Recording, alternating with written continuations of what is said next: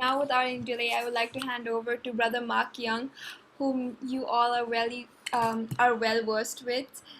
Is a renowned Hebrew teacher with immense knowledge of the Bible in regard to Hebrew perspective. So, handing over to you, Brother Mark. You can Thank you, Sansia. Thank you. Toda, Toda. What do you say in Hebrew? Toda, right? Thank you. Toda. Toda Rabba. Welcome. Welcome, everyone. Welcome, friends. Good evening. It's good to see all of you all back again for this amazing session we've been having from week to week. And I think God has really been good to us. He's been kind to us. He's blessed us, no matter what's happening in the world outside. But I think our Lord is a faithful and great and merciful King. So blessed be his name. Blessed be the name of Yeshua, who has laid down his life for us. And without whom we will not be able to even breathe or even take our life forward with. Volume is a little low. Is it okay now? Volume? Is it okay now, Thomas? Hello? Yeah, better. Thank you. Better? Okay, great. Yes, it's good. Yes, So friends, we are in Ohel Avraham, and we are doing a couple of sessions. Last time we went through the historical context of who Avraham was, where he came from, what was his birth, what was his beliefs, and a little context of Sarai and Lot, and how God pulled him out from the place he was in, chose him, for the specific role of bringing forth a nation that was going to be dedicated to the work of God on this earth, and through whom God would rectify this world. So we will start in chapters in the book of Bereshit, which is the book of Genesis. And as you all know, or if you all are familiar with, that the first 5 books of the Bible, which is called the Torah, has been divided into 54 portions. And these portions are called Parsha, right? And each Parsha has a unique theme, it has a unique message, and each Parsha is connected to, you can connect it to the New Testament in its context. So starting from chapter 12 of the book of Genesis, we come to this place called Lech Lecha. Now, Lech Lecha is divided within the book of Genesis simply because it is here that the Lord has told Avraham, get up, Lech Lecha, get up and go for yourself. Okay? We covered a little of this last time. And then he says, if you go from yourself, if you leave the place where you're living, your family, your son, your father's house, and all these places, and if you leave for your own good, you will be blessed. And by you being blessed, the nations would be blessed through you, and the nations would be grafted into you. So that's basically what we studied last time so far. Now, let's move a little ahead. In chapter 12, we read from verse 4 onwards. It says, okay, I'm going to read in the Hebrew and they're going to explain in the English, friends. So please, if you all have a notebook and a pen and paper, please write this down.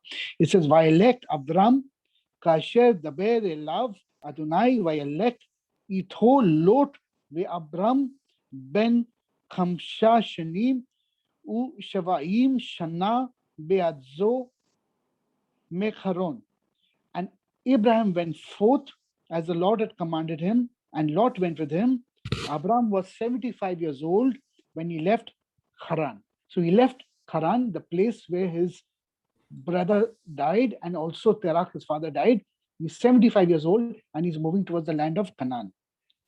And verse 5 says, Vaikhak Abram et Sarai Ishto ve'et Lot ben Achiv ve'et Kol Rakusha asher rakshu ve'et hanefesh asher asu becharan vayodzu lelekhet arza Canaan vayavo arza Canaan. And Abraham took his wife Sarai and his brother Lot and all the Rakashu, all the wealth they had gathered. Now, when Abraham came out of Egypt, he was very wealthy, okay, because of what happened in this thing. But here it says that when he left Haran, he also had a lot which he got from Haran. A lot of things we got from Haran. One of the most important things he got from Haran was in this verse which says, and besides the wealth they had amassed and the persons they had acquired in Haran. So I don't know what's written in the KJV or the English Bibles. Uh, I think the KJV is most closest, but if you're reading this in the Hebrew, it says, Rachashu ve'et ha-nefesh.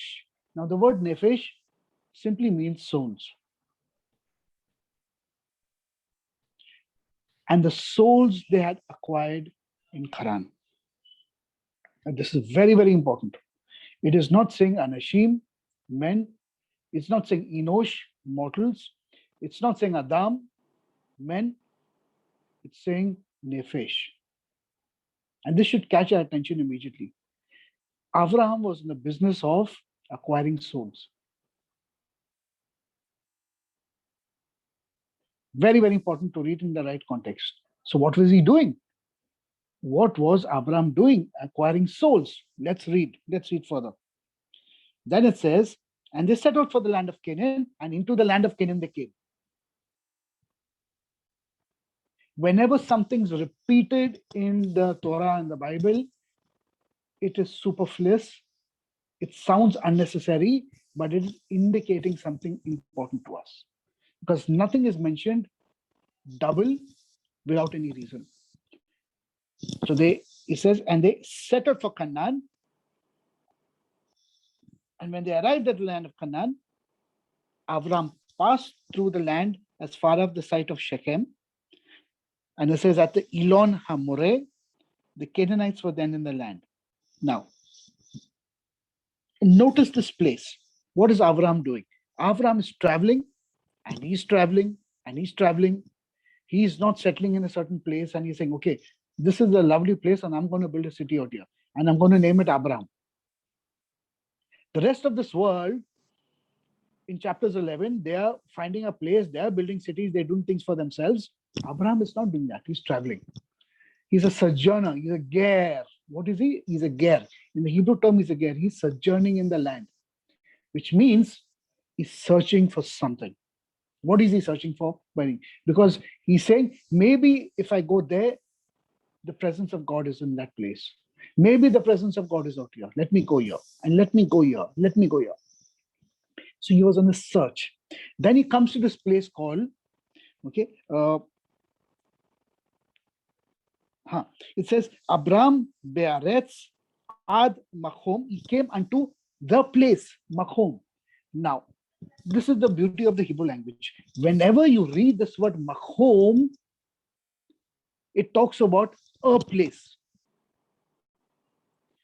Remember what God told Moses. He says, you want to see me? There is a Machom. There is a place by me. I will make you stand on that place and I will let my glory pass by. So this place, what was Avram searching for? He was searching for this spiritual Machom, this place. It says, I think in the book of Hebrew, he says, Avram was traveling, looking for the city not built with hands. This is what Avram was looking for. He was looking for Mount Zion, Mount Zion. He was looking for the spiritual Jerusalem. Okay, and this is what Abraham was doing. And whilst he was in the journey of searching and searching for God, God was looking at him and looking at his faith and looking at his what Abraham was pursuing. And Abraham and God was pleased and he blessed Abraham. And each time he was pleased with Abraham, he blessed him and he said, I'm going to do this and I'm going to do this, Abraham, and I'm going to give you this. That was such amazing blessings. We're getting a glimpse of this man. We're getting a glimpse of the heart of this man. Okay, then he comes to this place called Elon Moreh. Elon simply means oak or tree, a huge tree. And the word Moreh in Hebrew, y'all all know, if y'all are in the yeshiva, studying the yeshiva, you'll know what this word Moreh means. Moreh simply means teacher. A Morah is a female teacher, a Moreh is a male teacher. What is Avraham doing at Elon Moreh? Why does the Bible have to mention that he comes to this terebinth, or this oak of Moreh. Because this was the place Avraham made a bama. He made a place where he would stand and he would preach the one God, the one true God. That's why it's called Elon Moreh, because he was a Mora, he was a teacher there. He would call people, come, come, come, wayfarers, come, you caravan people, come, rest your feet, wash your feet, wash your hands, eat. And I want to tell you about the one true God. You know, Abraham was in the business of spreading the gospel of God. His heart was bent only on one thing: preach, convert souls, bring souls into the kingdom, bring souls into the kingdom. Okay. And then it says the Canaani were in the land. Why were the Canaani in the land? Because they had slowly eaten up the land from the sons of Shem. This land was allotted to the sons of Shem. But Canaan had usurped the land, had slowly taken over the land. And that's why God brought the sons of Shem through Avraham back into the land and told them, drive these people out. This land belongs to you. Okay. Now, then after it says the Lord appeared to Abraham, and then he says, I will assign this land to you and to your offspring. Then verse 8 it says, and from there he moved on to the hill country east of there, and he's traveling again. So he got blessed, he found God, he found a blessing, he found a vision, and he started traveling again. And then he comes, and then he builds an altar to God, and he calls the Lord by name. And then Abraham journeyed by stages to the Negev. What's he doing traveling by stages? Now, you will not get these translations in the English. Okay, he's traveling by stages. He is reaching one spiritual place after the other, one spiritual place after the other. He's elevating, he's doing an aliyah, or what you would call in modern day aliyah. Okay, he's ascending and ascending. And as he's ascending, more revelation, more visions, more promises, more covenants have been built with him. Then it says there was a famine in the land, and Avram went down to Egypt to sojourn there. For the land, for the famine in the land was severe. And then we know the story about he goes and he says, Sarah is my sister, and Sarah is taken into this thing of Paro, and then God appears to Paro and warns him, don't touch her. And then he tells his people, escort this couple out of the land. And he gives them wealth and gold and cattle and sheep in recompense for the sin of what he was about to do, and God warned him. But with sending them out, he also sends one of his daughters from his handmaid, and her name is Hagar. He said, it's better that Hagar stays in the tents of Abraham than to live in my courtyard, because God appeared to him and warned him, don't touch Sarai.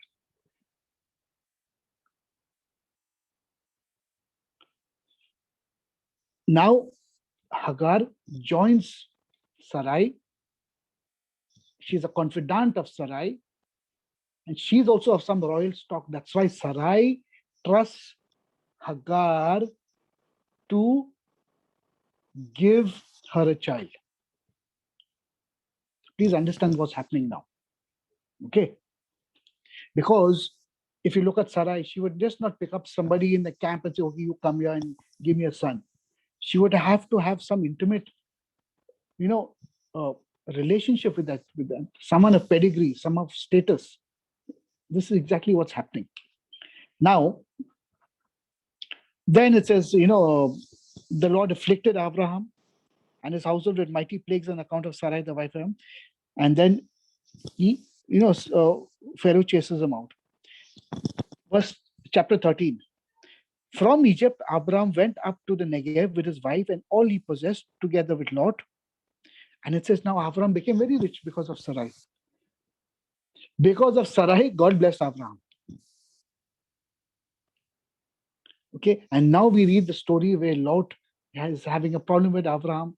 Okay, and the separation happens, and this separation happens is very critical to understand separation, because this separation now will lead to two nations called Moab and Ammon, which is modern day Amman, Jordan, and Moab, and from where we get Ruth, who comes back, attaches herself back to the covenant with Naomi, and Boaz, who she turns out to be the great grandmother of Melech David, King David, and now that entire thing has come back. It's a beautiful story. When you come to the book of Ruth, probably we'll study that.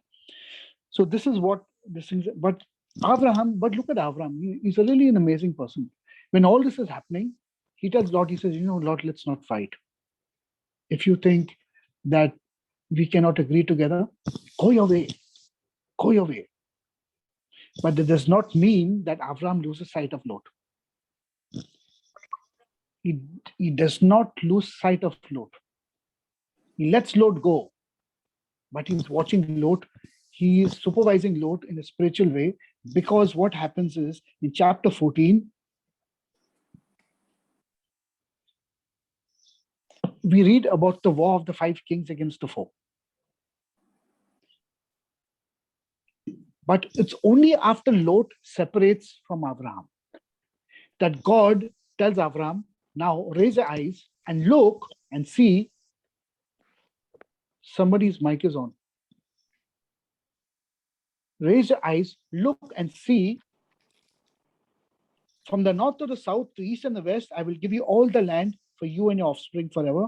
And I will make your offspring as the dust of the earth, that no one can count the dust of the earth. Then your offspring can be counted. If Lot remained with Abraham, there would have been a Erev Rav, a mixed multitude into that covenant. God sanctified that covenant with Abraham. Therefore, he had to separate Lot and treat Lot like the nations, like the Goyim, and then he would rectify Lot and bring him back via Ruth. Are you all understanding this? Very important. Okay, so now we read about chapter 14, which is the most interesting, my friends. Chapter 14, King Amra fell, which is King Nimrod. It's another name for King Nimrod. You'll all know what happened to the story with King Nimrod, what we done last time. King Nimrod now is the sworn enemy of Abraham. Sworn enemy of Abraham. King of Shinar, King Arok of Elasar, King Kedar Laomer of Elam. Elam is ancient Persia. Okay? Please take that. It's ancient Persia. And King Tidal of Goyim made war on King Bera of Sidom, King Birsha of Umrah, King Shinab of Adma, and the 5 against the 4 kings. And they come in the valley of Siddim, which is now the Dead Sea. Okay. And they war with them, and they take everything, they grab the men, the women, the goods, the gold, the silver, and they take them and go. And this news comes to Abraham. Verse 15, it says, a fugitive, somebody who ran away from the what happened, brought the news to Abram the Hebrew, who was dwelling at the Elon Hamoreh. The Amori, kinsmen of Eshcol and Aner, were friends with Abraham. Now I want you all to notice something about Abraham. He had tremendous allies and bonds with the Amorites. He never rejected them. He understood that I have to graft these people in. I can't spit in their face and tell them they're bad or they're evil or they're sinners. If I have a chance to rectify these people, it'll be good. He never fought with any one of the Amorites or the Canaanites or the Amalekites. He never fought with any one of them. Rather, he was in the business of converting them and bring them to the one true God. And here it says he has allies with these people. Look at the wisdom of this man. Tremendous wisdom. He doesn't go with the sword. God promised him the land. He could have taken a sword and said, this land is mine. That's it. Get out of this land. I'm going to slaughter all of you all. He never done that. He stood at Elon Moreh and was preaching to them, converting souls, bringing souls in. They say that Abraham's tent was so huge that there were 4 openings to his tent. This is what's written in the sages.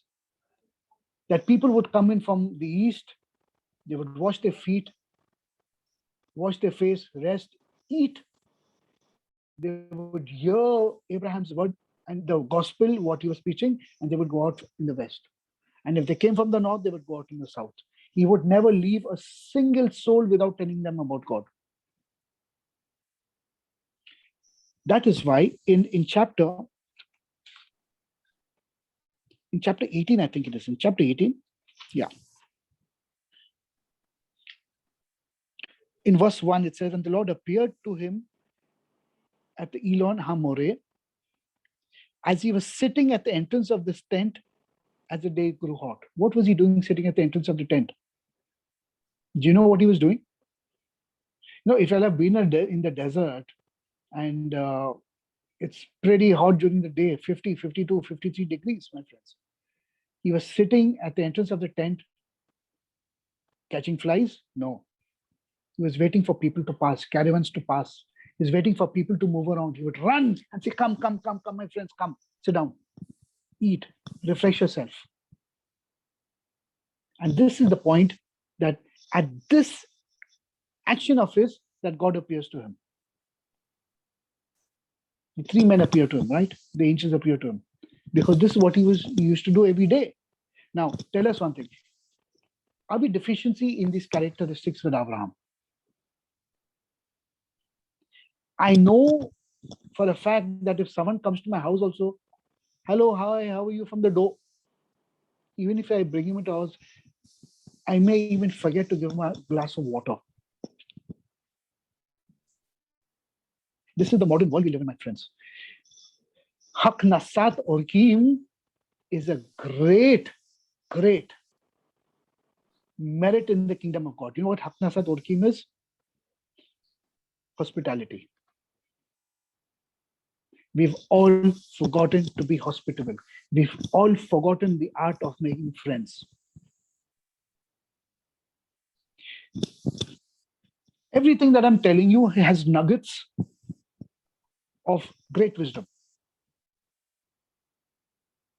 It says, I think it says in the book of Peter, he says, and above all things, lean towards hospitality.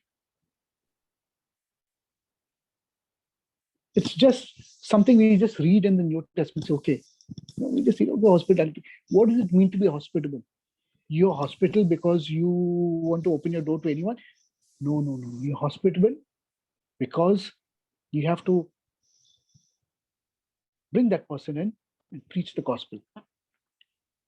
That's why, when Yeshua went to the Pharisees' house and they laid a super spread of food in front of him, wine, this and that. But poor Mary Magdalene came and washed his feet with his tears. And what did Jesus tell the Pharisees? He says, I came into your house, you put all this food in front of me, but you never even gave me water to wash my feet. But this woman, with her tears she wiped and her hair she wiped my feet. That is hospitality. Yeshua was walking in tremendous Torah, my friends. He knew these things. He was trying to tell the Pharisee, you got all these wonderful things, but you're not hospitable. You don't know what it is to cater to a soul, to nurture a soul. This is what Avraham is, my friends. Write down hospitality. We'll touch many, many things. Okay, then it says,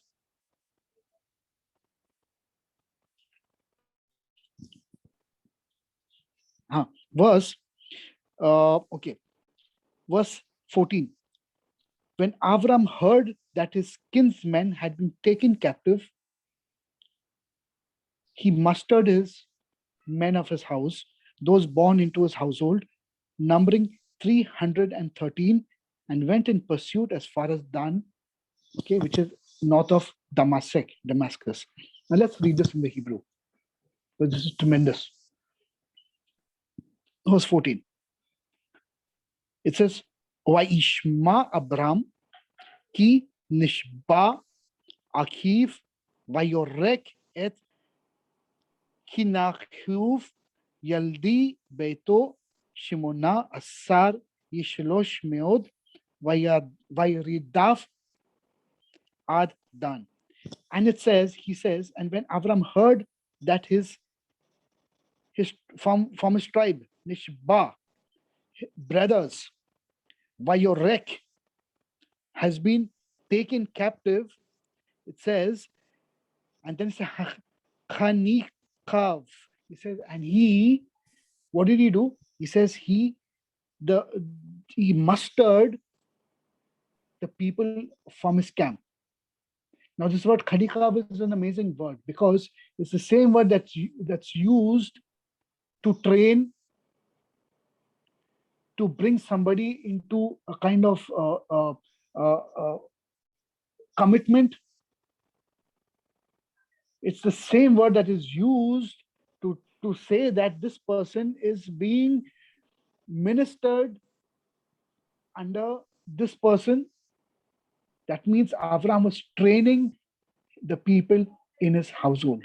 Everyone that is born in his household was under the tutelage of Avraham. He was training them of something. And then it says, he mustered all of them. He told them, come on, get up. We've got work to do. We cannot let our brothers fall. We cannot let our brothers be taken captive and be destroyed. No matter if Lot has disappeared from me, fine. I have, I know Sidom and Umrah and all these places have been captive, but Lot, my nephew, my responsibility. He brought Lot out. Remember, it's my responsibility. Okay, and then he mustered his retainers, born into his household, numbering 318. Why is the Torah so specific about this number 318?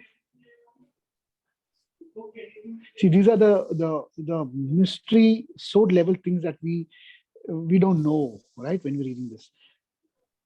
318 is the numerical value of the name Eliezer, in fact, his servant.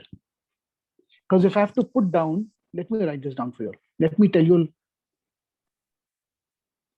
if I write Eliezer,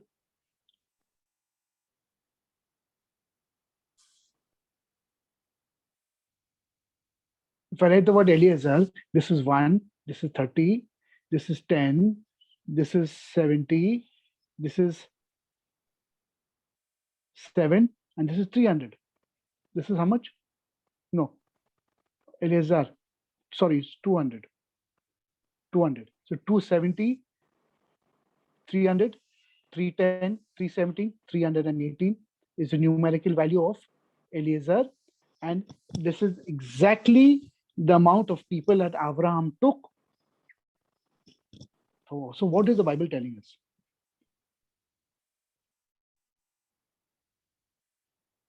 See, I want to explain something to everybody now. The reason why it's using the number 318 because it's referring to Eliezer. That he trained Eliezer, and all the people that he mustered, that responsibility was in Eliezer. That is why 318 is equal to Eliezer. You will not get this in the English, my friends. This is tremendous Torah level of understanding what a thing called Kibur is. Okay, Kibur. Now I'll explain Kibur to you. This is another thing. So he takes these 318. In other words, he's vested all his tactical advice or his spiritual training. The Bible is not explicit to what kind of war they fought with the 5 kings, but they thrashed the nonsense out of the 5 kings. Okay, they slaughtered all of them and brought every single back. Nothing was lost. So there has to be a spiritual element to what they've done, without any doubt. And this is the training Avraham has given Eliezer. Eliezer is equal to 318. That means the Bible is saying Eliezer is equal to 318 of his people. Wonderful. Absolutely wonderful. So then they go and then, they win and they come back. Okay. And they go as far as Hormah, which is north of Damascus. And he brought back all the possessions. He also brought back his kinsman Lot and his possession and the women and the rest of the people. But when he comes comes back, the king of Sidon comes out to meet him in the valley of Sheva, which is the valley of the king, empty-handed. He comes wanting his things left. He says, give me my gold, give me this, give me that, give me this. Give me my things which you've taken from me. But this wanting of the king of Sidon is intervened by the entry of Melchizedek, who comes not empty handed, he comes with bread and wine.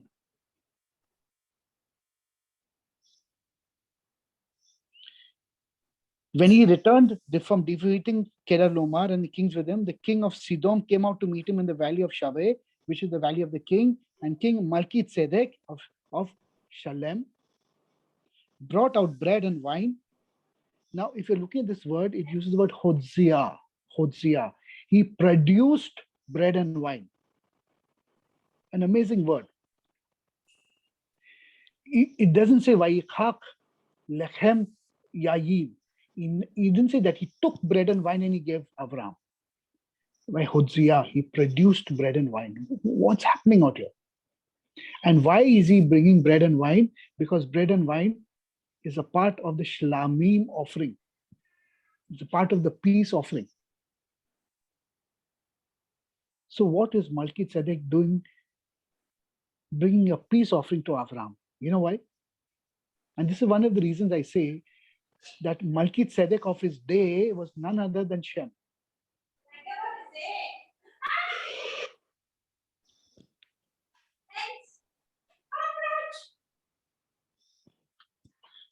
Melchizedek of his day was none other than Shem, the son of Noah, who was still alive at this point of time. And he brings out a peace offering because Khadar Laomer is also a cousin to Avraham. They're all sons and grandsons of Shem. Because from Shem, he had 5 sons. Arpachsad, he had Elam, from where you have Khadar Laomer, Persia, Lud, Aram, Syrians, all these are sons of Shem. And Abraham is one of them. And he brings out a peace offering because he's watching his generations, Shem generation, he's watching his generation slaughtering each other. So I'm giving you all something on a very basic level, what's happening out here. The tribes of Shem, from where we get the Semites, is very special to God. They need to be, but in any case, Shem was bringing his grandchildren and his great-grandchildren all together and saying, I'm making peace with all of you. And then he blesses Avraham, and Avraham gives him a tenth of the tribe of what he has captured. But the king of Sodom says to Avraham, you do one thing. Give me the people and you take the possessions for yourself. Right? Avraham says no. No. I'm not going to take your wealth because you will turn and say that you made me wealthy rather than God. And then it says that Avraham lifted his hands and he said, I swear to the Lord God Most High, creator of heaven and earth, I will not take as much as a thread or the sandal of strap what is yours, and you shall say, it is I who have made Avraham rich. Avraham has a choice between wealth and souls. Wealth and souls. What does Avraham do? He puts his hand up and says, not wealth for me. You can take all the wealth you want. I want the souls. Then he says, for me, nothing but what my servants have used up, or for the share of the men who went with me. So the Amori, Aner, Eshkol, and Mamre, those people who fought with us also, give them the Jew share. But for me, I'm not going to take my share. I'll take the men. But what happened was, Lot goes back to Sidon. Lot goes back to Sidon. So Avram kind of, is very hurt. He's very dejected. Because his heart wasn't getting the souls, the people. He failed here. He failed. Now this spills on to chapter 15 because in chapter 15, God is testing Abraham. God is testing Avram. He says, sometime later, the word of the Lord came to Avram in a vision and said, Lo tire Avram, Anoki Magen Lecha. I am your great shield. Magen, they say Magen David is not star of David. Magen is shield of David. Okay, Magen Lecha. I am your great and exceeding shield. Your reward shall be very, very great. Shakharecha harbacha meod. Then Avram complains to God. He says, Lord, you've been promising, making covenants, saying all these wonderful things. But he says, Lord, I go childless. Give me, seeing that I go childless. And the one who's in charge of my house is Eliezer Damasek. He's going to inherit everything. What are you going to do? And Avram further states, since you have granted me no offspring, my steward will be my heir. Then the word of the Lord came to him saying, this one shall not be a heir, but one from your very own issue will be a heir. Then he says, look outside and look at the heaven, count the stars if you're able to count them. He says, you had all this wisdom, all this astronomy, astrology, and everything, and look at the stars, he says. Can you count them? Let's see how great is the wisdom you have accumulated. Look, if you can count them, that is the kind of children I will give you. Abraham understands God. He says, Lord, your wisdom is far beyond mine. And then he makes a covenant with him. And he tells him what's going to happen to his children going into Egypt. But why is this covenant about them going into Egypt? You know why? Because Avraham is rectifying his soul. God is rectifying Avraham. He's taking Avraham's life to be rectified, his son Yitzhak's life to be rectified. Yaakov has got his own rectification. And the finality of the rectification, the most purest of the souls that came out of these 4 generations is Joseph. So therefore, Joseph done what he had to do because the rectification started with Abraham. So friends, if God is dealing with you in your life with all sorts of things, it's because God is purifying and He's rectifying your soul from generation to generation.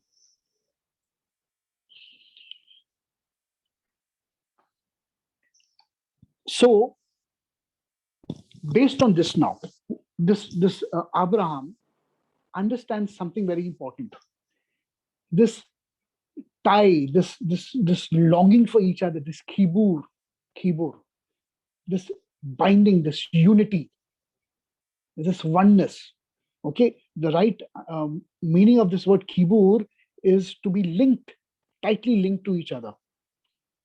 I want you all to open with me to Psalms 122. Because I will explain Psalms 122 to you, and then you will understand the kind of life Abraham was actually living.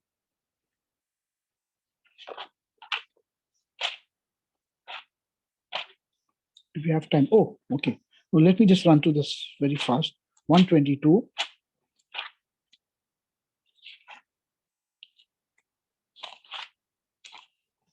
Okay. A song of ascents. So Abraham went up in stages, right? And here we are saying, Shir Mahalot la David, a song of ascents of David. I rejoiced when they said to me, we are going to the house of the Lord. Our feet stood inside the gates of Jerusalem. 1 second. Who's written the psalm? King David. In King David's time, the temple was not even built.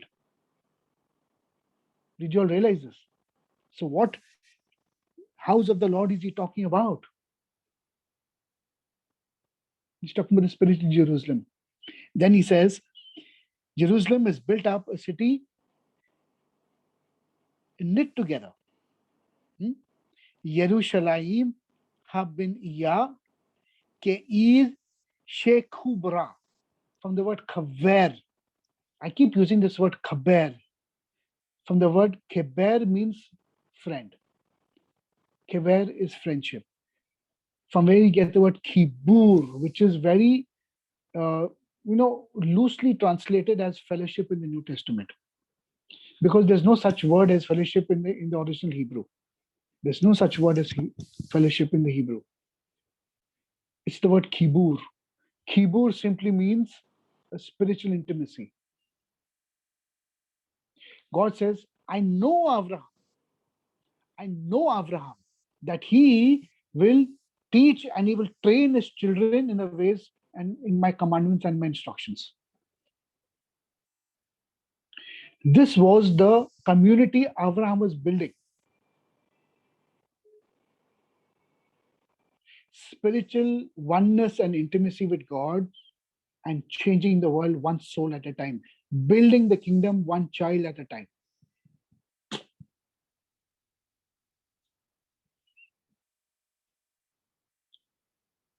Jerusalem is built up like a city in Kibur, in friendship, in spiritual intimacy. That is why, let me remind everybody, Yeshua says, you are no more my disciples or my servants. He says, you are my friends. And since you are my friends now, since you are my kaver, I'm living with you in perfect kibur. No greater love can a man have than to lay down his life for his friends. You'll understand this now. Abraham said, Master, 380, come on. I don't care. You will go, and if you have to lay down your life for your kibur, in perfect spiritual oneness, if you lay down, you will lay down your life. You know, friends, you and me, we don't teach these things. We say that Jesus loved us and Jesus done everything for us. I don't have to do it for my brother and my sister.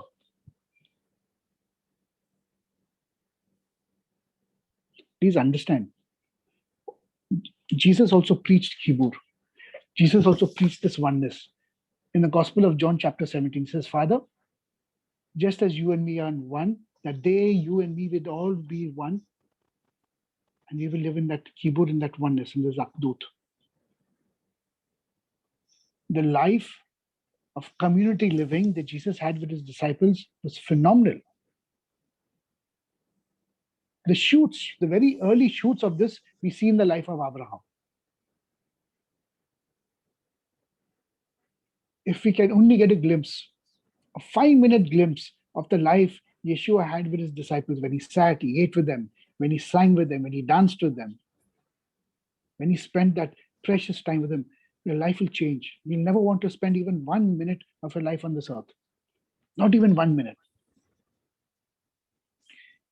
He knew their moods, he understood their actions, he knew their thoughts, he knew what was happening to them. When they were thinking bad and saying bad, he rebuked them. He told Peter, get thee behind me, Satan.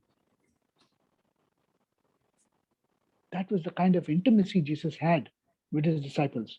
And that is reflected, started with Abraham, my friends. But sadly, we say that, everything's only between me and God. Who are you to tell me anything? It doesn't work that way, my friends. It doesn't work that way. That's not biblical. And it's not the Bible. We cannot let our brothers and sisters fall. We cannot. Their problem is our problem. If we break this barrier, we will perform the golden rule: love your brother and sister. But we all fall short of it. We all fall short of it. So Avraham, my friends, we've seen so many characteristics of Avraham. And because Avraham lost souls to the king of Sodom, what does he do? When God appears to the terebinths at Elon Moreh, and he's saying, I'm going to destroy Sodom, he says, now I've got a chance. Even then he's negotiating with God. No, Lord, even if they're 50, even if they're 40, even if they're 10, I want souls.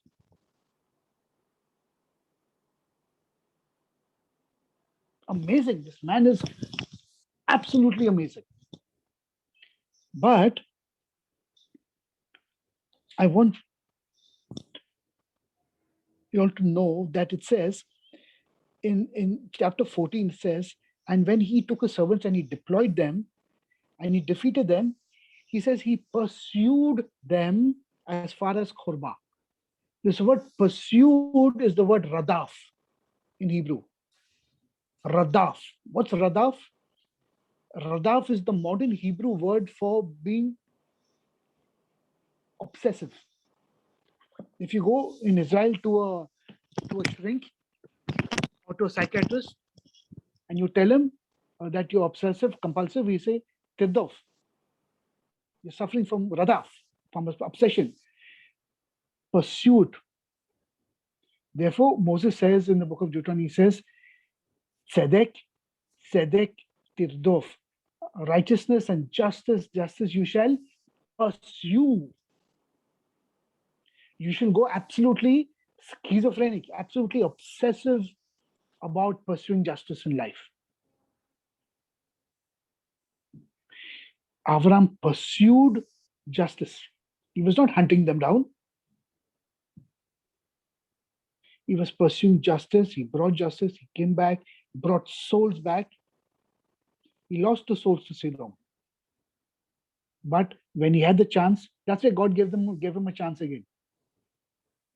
So no 50, no Lord, even though they're 40, even though they're 10. And God said, okay. Tremendous personality, friends. Avraham, the heart of Avraham, tremendous personality. So today we've learned Haknasa Urkim, hospitality. We've learned pursue justice. Okay, we learned that he was a moreh, he was a teacher at Elon.